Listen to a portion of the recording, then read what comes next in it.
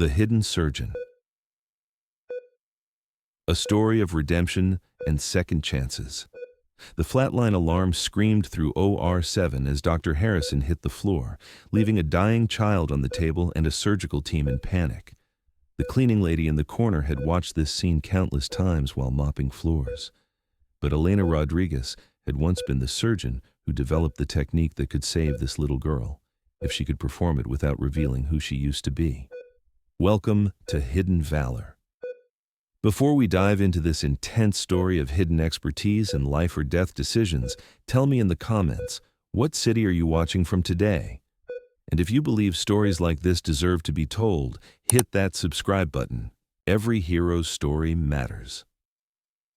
Metropolitan Children's Hospital operated 24 hours a day, but the late evening shift carried a different energy than the bustling chaos of daytime operations.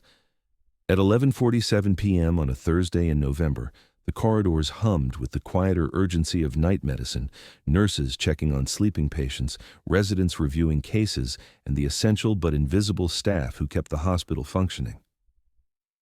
Elena Rodriguez pushed her cleaning cart down the hallway leading to Operating Room 7, her movements automatic after 10 years of following the same routine. At 48, she had perfected the art of being simultaneously essential and invisible, cleaning the spaces where miracles and tragedies unfolded while remaining as unnoticed as the equipment she maintained. Her gray uniform bore the simple patch, "Housekeeping Elena," and to the medical staff who occasionally acknowledged her presence, that's all she was. Part of the hospital's infrastructure, as reliable and unremarkable as the ventilation system or the emergency lighting. What they didn't know was that before Elena Rodriguez became a cleaner, she had been Dr. Elena Rodriguez, one of the most innovative pediatric cardiac surgeons in the country.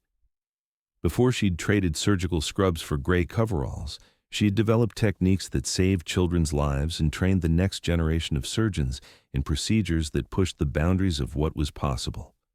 What they couldn't know was why someone with her expertise was now mopping the floors of operating rooms where she'd once performed miracles. As Elena approached OR7, she could hear the controlled urgency that marked a complex surgery in progress. Through the small window in the door, she could see Dr. Michael Harrison, the hospital's chief of pediatric cardiac surgery, leading a team through what appeared to be a challenging procedure. Elena had been watching Dr. Harrison work for 10 years, observing his techniques, noting his innovations, and occasionally wincing at approaches she would have handled differently. Harrison was competent, even talented, but he lacked the intuitive understanding of pediatric cardiac anatomy that had once made Elena legendary in her field. Tonight's case appeared to be particularly complex. Elena could see the tension in the surgical team's posture, the way the nurses anticipated problems, the careful movements that suggested they were operating at the very edge of what was possible. Elena entered the operating room through the utility door, her presence so routine that the surgical team barely registered her arrival. She began her cleaning routine in the corner of the room, positioning herself where she could observe without interfering, as she had countless times before. On the table, under the harsh surgical lights, lay a small patient, a girl who couldn't have been more than 7 years old. Elena's trained eye immediately assessed the situation: complex congenital heart defect, multiple previous surgeries based on the scarring pattern, and a current procedure that was attempting to correct what appeared to be a hypoplastic left heart syndrome with complications. Elena knew this condition intimately. She had been the surgeon who developed the modified Norwood procedure that had become the standard treatment for this exact diagnosis.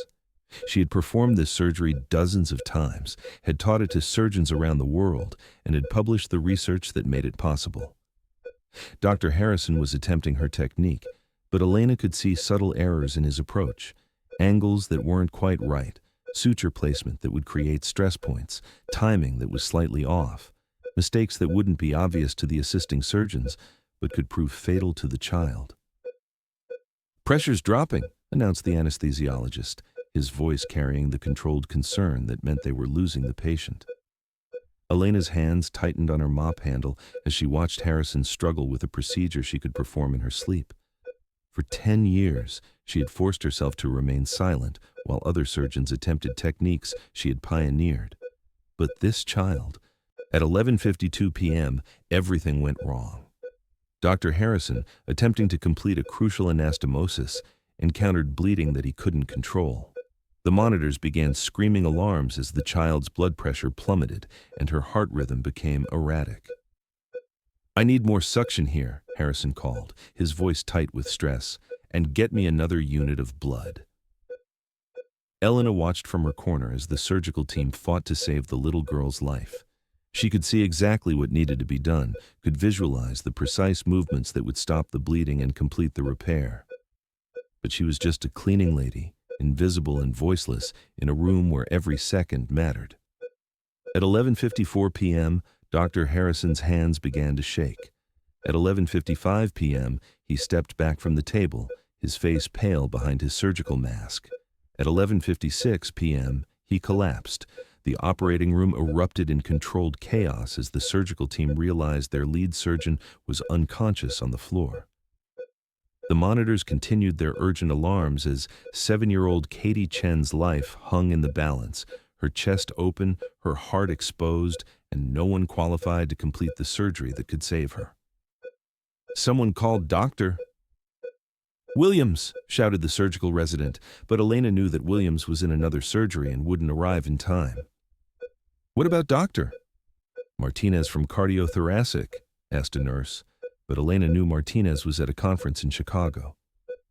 As the team struggled to find someone qualified to take over the operation, Elena Rodriguez faced a decision that would change everything: remain invisible and let the child die, or reveal that the hospital's cleaning lady was the surgeon who had developed the very procedure that could save Katie's life.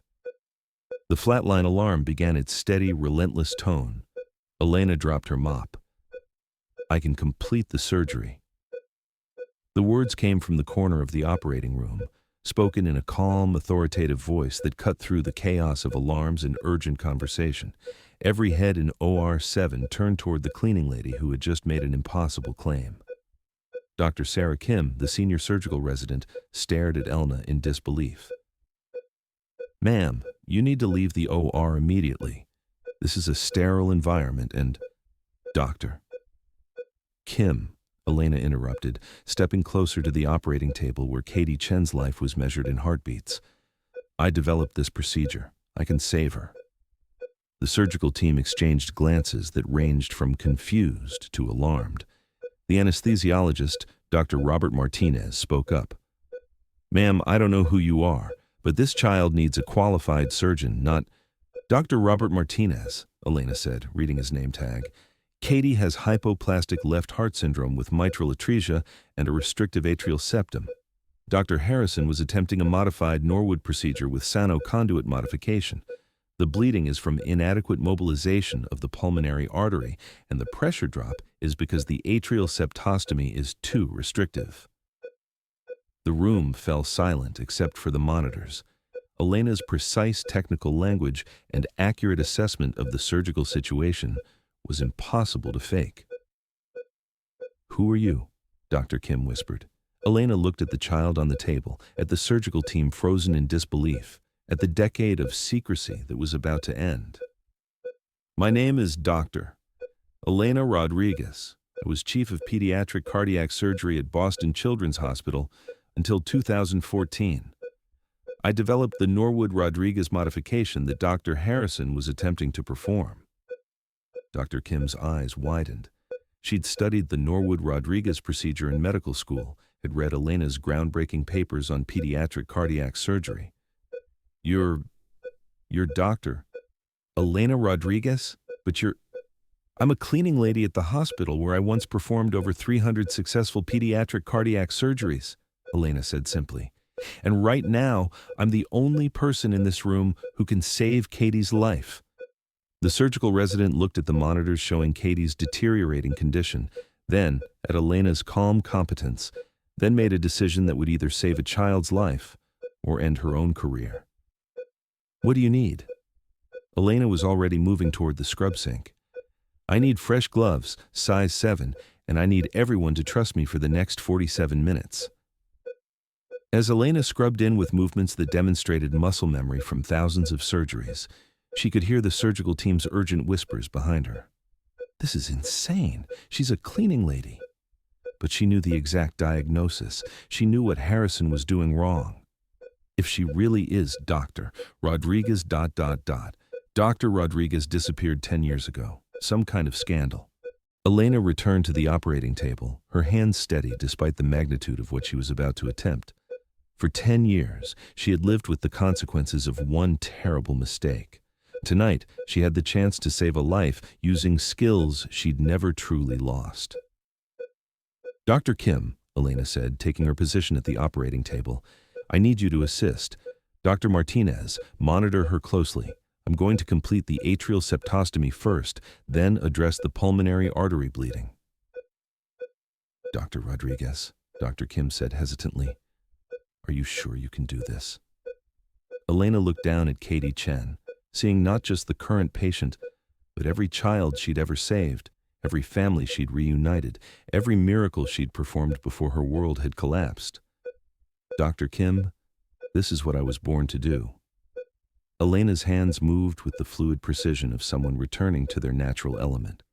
Her first incision was perfect, her suture placement flawless, her technique demonstrating the innovation and skill that had once made her legendary. Within 10 minutes, she had stopped the bleeding that had caused Harrison to panic. Within 20 minutes, she had completed the atrial septostomy with a precision that made Dr. Kim gasp. Within 30 minutes, she had performed modifications to the Norwood procedure that were so advanced they would become teaching points for future surgeons. Pressure stabilizing, Dr. Martinez announced, his voice filled with awe. Heart rhythm normal. She's responding beautifully. Elena continued working with the intense focus that had characterized her entire career, but now she was operating with something she'd lost 15 years ago, the pure joy of saving lives without the weight of institutional politics or personal ambition. At 12:43 a.m., Elena placed her final suture. At 12:44 a.m., Katie Chen's vital signs showed the stable patterns of a successful surgery. At 12:45 a.m., the monitors confirmed what everyone in OR 7 already knew. The child was going to live. Elena stepped back from the operating table, removing her gloves with hands that were perfectly steady despite having just performed one of the most complex pediatric cardiac surgeries possible. Dr. Rodriguez, Dr. Kim said quietly, that was the most incredible surgery I've ever witnessed. Elena looked at the surgical team who were staring at her with expressions ranging from amazement to confusion, then at Katie Chen, whose chest rose and fell with the steady rhythm of a heart that would now allow her to grow up. It was just what needed to be done, Elena said simply. But even as she spoke, Elena knew that her life as an invisible cleaning lady had just ended forever. The question now was what would replace it. By 2 a.m., word of the extraordinary surgery had spread throughout Metropolitan Children's Hospital. Nurses whispered in corridors, residents gathered in break rooms, and senior staff made hushed phone calls to colleagues who wouldn't believe what they were hearing. Elena sat in the hospital administrator's office, still wearing her gray cleaning uniform, facing questions from people who were struggling to understand how their janitor had just performed one of the most complex pediatric cardiac surgeries in the hospital's history. Dr. Rodriguez, said Dr. Patricia Henley, the hospital's chief of surgery, I've spent the last hour confirming your identity and credentials. According to medical board records, you were one of the most accomplished pediatric cardiac surgeons in the country until you lost your license in 2014. Elena nodded, but didn't respond. What I can't find is any explanation for why you've been working as a cleaning lady for the past 10 years, or why you didn't reveal your qualifications when you were hired. Elena looked around the office at faces that ranged from curious to concerned to quietly admiring. These were her colleagues now, people who needed to understand not just what she'd done tonight, but why she'd been hiding among them for a decade. Dr. Henley, in 2014, I was performing an experimental surgery on a 9-year-old boy named David Martinez. The procedure was cutting edge, potentially life-saving, and had the full support of my hospital and the family. Elena's voice remained steady. but Dr. Henley could see the weight that each word carried.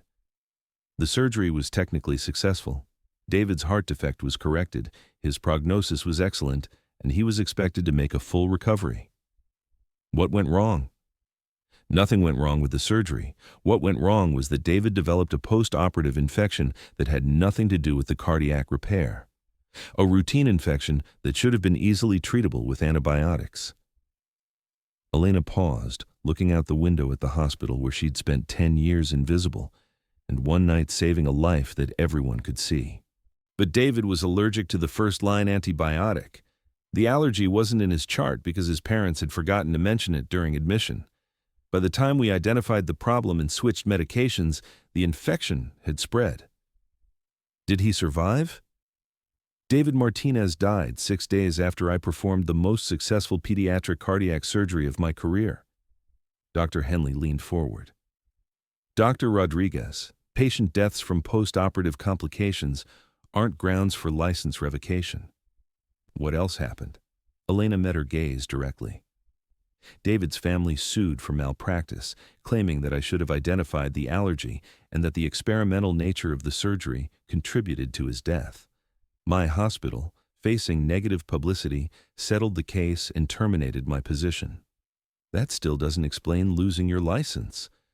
The medical board investigated and found that while I had followed all protocols, my aggressive pursuit of experimental procedures had created an unacceptable risk environment for pediatric patients.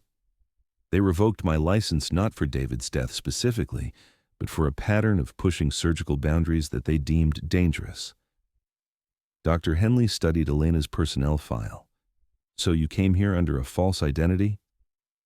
I came here under my real identity, Elena Rodriguez, hospital cleaning staff. I never claimed to be anything else. But you didn't reveal your medical background. Would you have hired a former surgeon who lost her license for a cleaning position? Would you have trusted me around medical equipment, around patients, around the operating rooms where I once worked?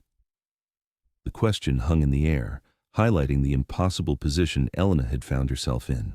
Too qualified for her current job, too damaged for her former career. Dr. James Patterson, the hospital's chief administrator, spoke up.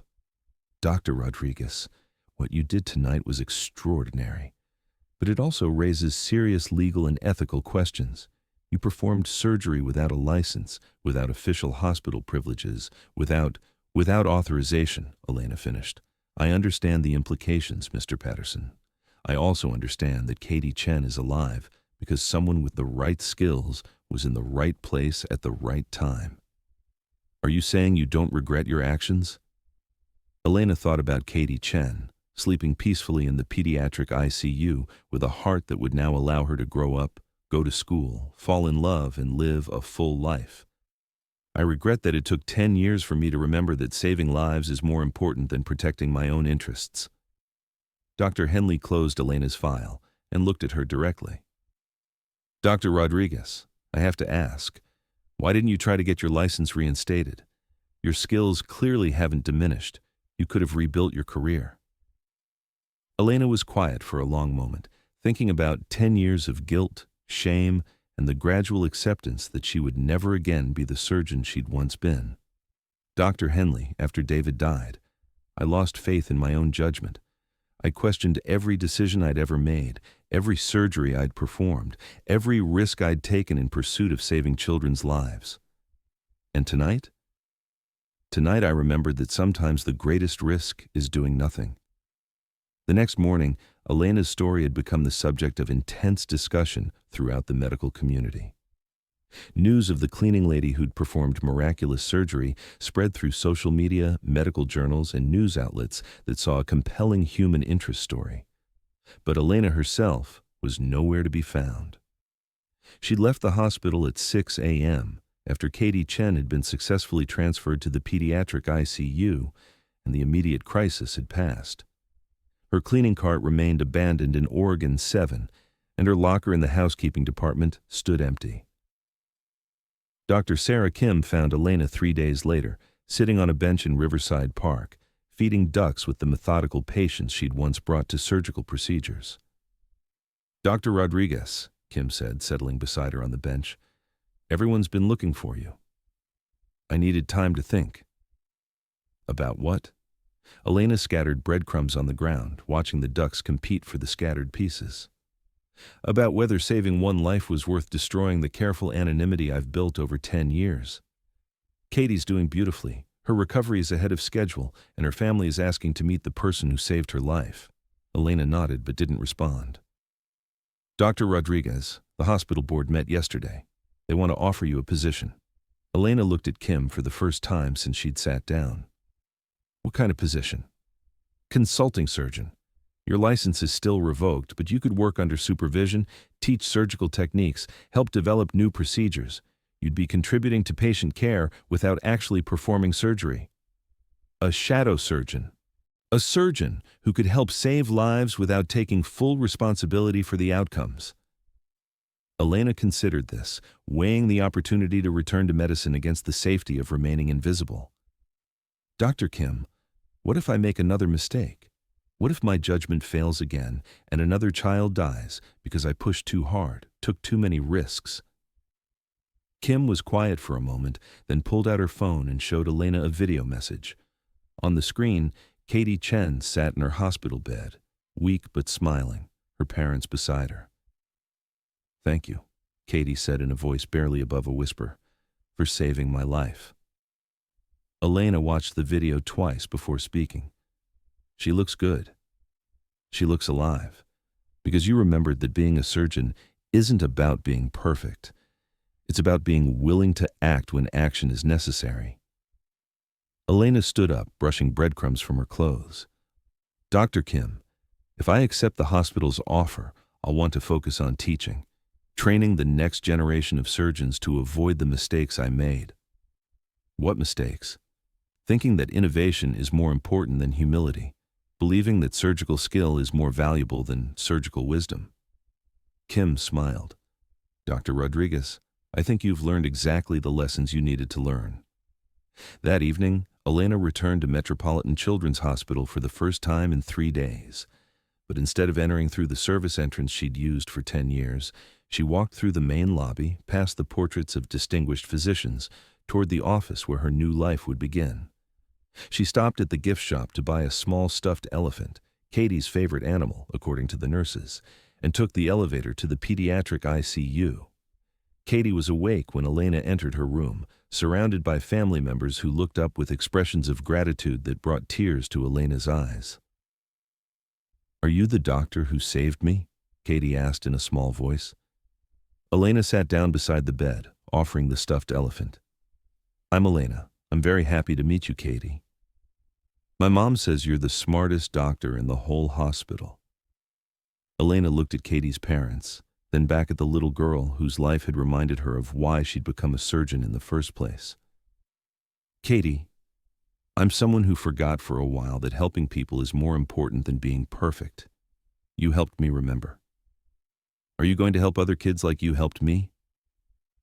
Elena thought about the consulting position, about the opportunity to teach and guide without carrying the full weight of surgical responsibility. Yes, Elena said finally. I'm going to help other doctors learn how to help kids like you. Good, Katie said, hugging her elephant, because there are lots of kids who need help. Elena smiled, understanding that her journey from celebrated surgeon to invisible cleaning lady to consulting physician had brought her to exactly where she needed to be, a place where her skills could save lives while her wisdom prevented the mistakes that had once destroyed her career. Some circles close with endings, others close with new beginnings that honor both the past and the future. 6 months later, Dr. Elena Rodriguez stood before a group of surgical residents in the same operating room where she'd saved Katie Chen's life.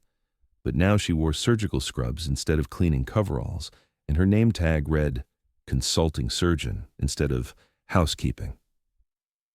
The most important thing about pediatric cardiac surgery, she told the attentive residents, isn't technical skill or innovative procedures. It's understanding that every decision you make affects not just the patient, but an entire family. Her teaching style was unlike anything the residents had experienced. Elena combined technical precision with emotional wisdom, surgical innovation with humble caution, and expertise with accessibility, that made complex procedures understandable.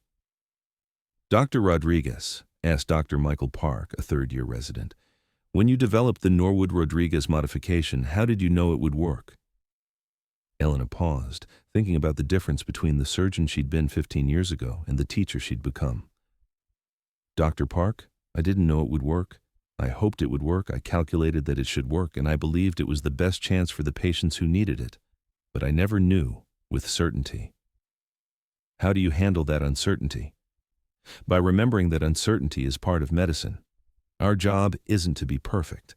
Our job is to make the best decisions possible with the information we have and to learn from every outcome, successful or not. After the teaching session, Elena made her rounds through the pediatric cardiac unit, observing surgeries, consulting on difficult cases, and mentoring young surgeons who were eager to learn from someone with her experience. At 3 p.m., she stopped by Katie Chen's room for a follow-up visit.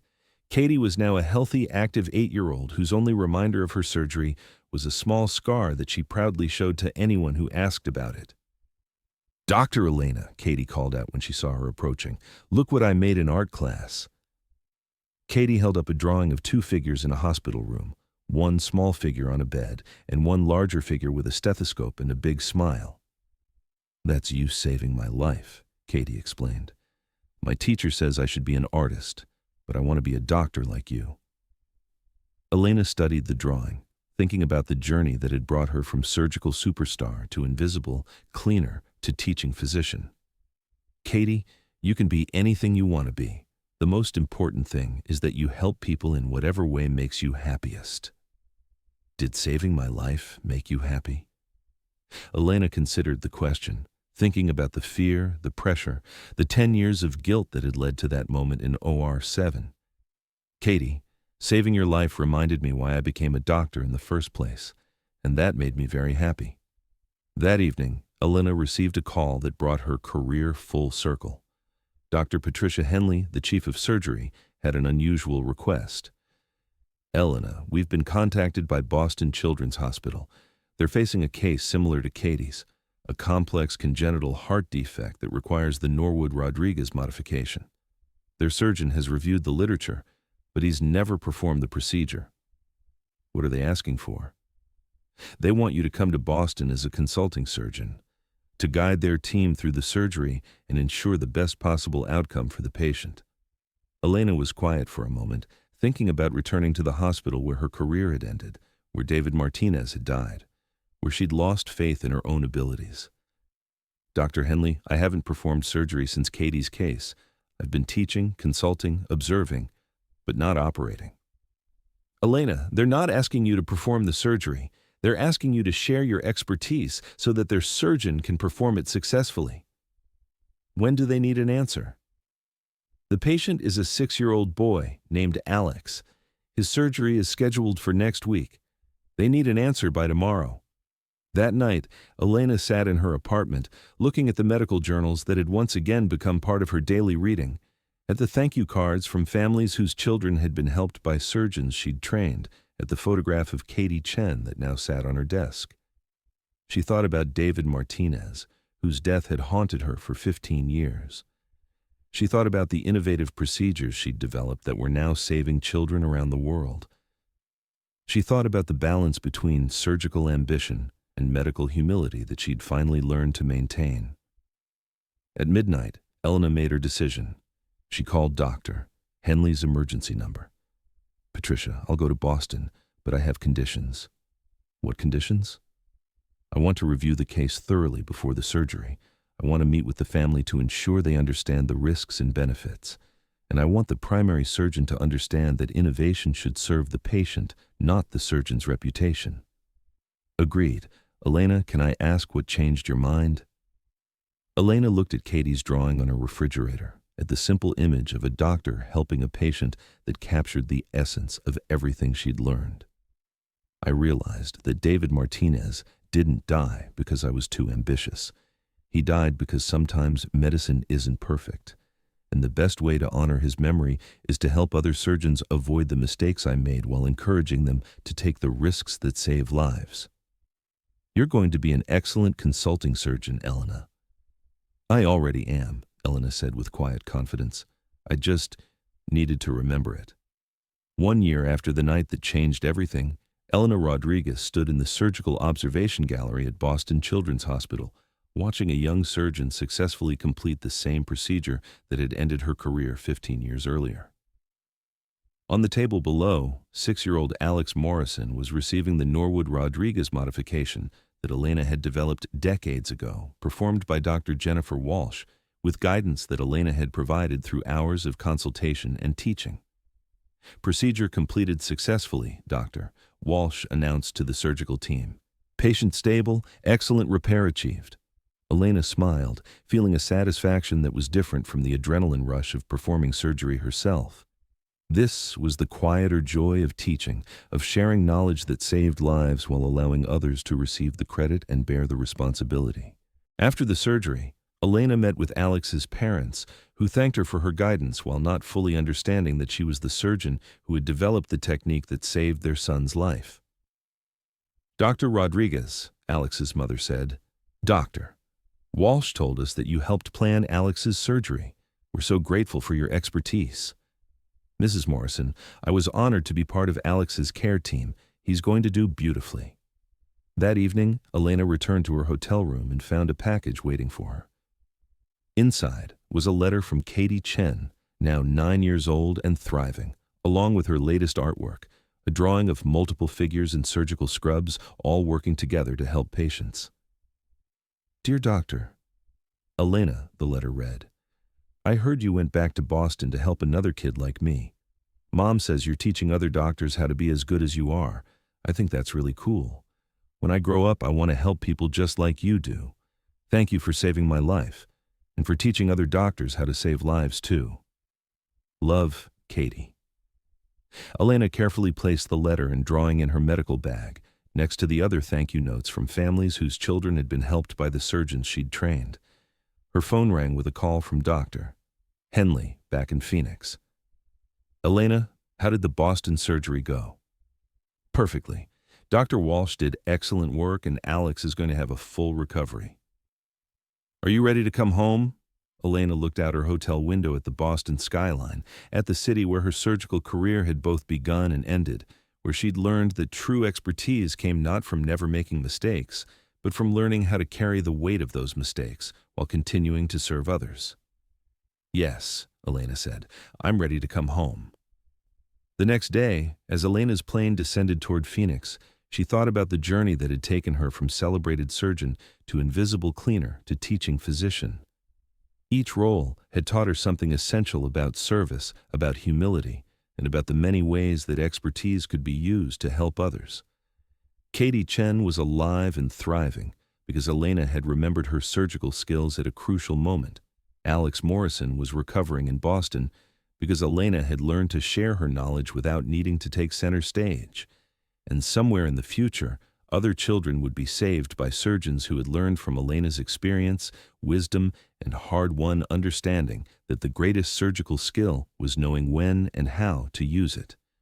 Elena Rodriguez had discovered that there were many ways to save lives, with your hands, with your knowledge, and with your willingness to teach others how to carry on the work that mattered most.